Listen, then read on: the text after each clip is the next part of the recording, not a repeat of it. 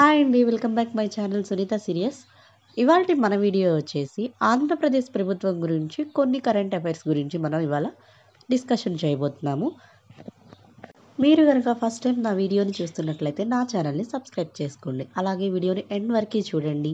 Video నచ్చితే like చేయండి. మరిన్ని వీడియోస్ కోసం సబ్స్క్రైబ్ పక్కన ఉన్న బెల్ ఐకాన్ని క్లిక్ చేయండి. ఇప్పుడు మనం మన వీడియోలోకి వెళ్ళిపోదాం.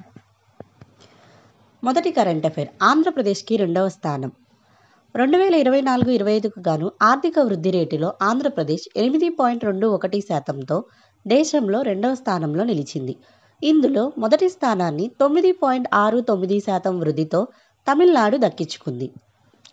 అలాగే వరుసగా ఆ తర్వాత రాజస్థాన్ 7.82%, హర్యానా 7.55%, కర్ణాటక 7.37%, మహారాష్ట్ర 7.27%, తెలంగాణ 6.79%తో ఉన్నాయి.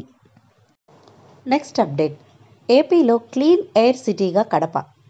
ఏపీలో అత్యంత తక్కువ కాలుష్యం ఉన్న నగరంగా కడప నిలిచినట్లు కేంద్ర పర్యావరణ శాఖ తెలిపింది. కడప 42 పాయింట్లతో మొదటి స్థానంలో ఉంది. ఆ తర్వాత 52 పాయింట్లతో నెల్లూరు 2వ స్థానంలో ఉండగా కర్నూలు, ఒంగోలు 56 పాయింట్లతో 3వ స్థానంలో నిలిచాయి.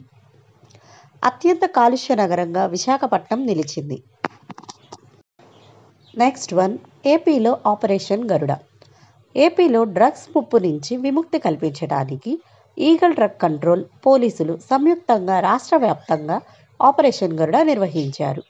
ఈ దాడుల్లో 158 మందుల దుకాణాలు డ్రగ్స్ నియంత్రణ చట్టాలకు విరుద్ధంగా పనిచేస్తున్నాయని గుర్తించి కేసులు నమోదు చేశారు.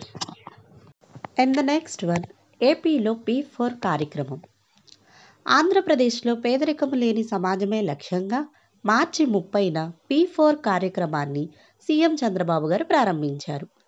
సమాజంలో పై స్థాయిలో ఉన్న 10% మంది, అట్టడుగున ఉన్న 20% మందిని దత్తత తీసుకొని అభివృద్ధి చేసే కార్యక్రమం ఇది.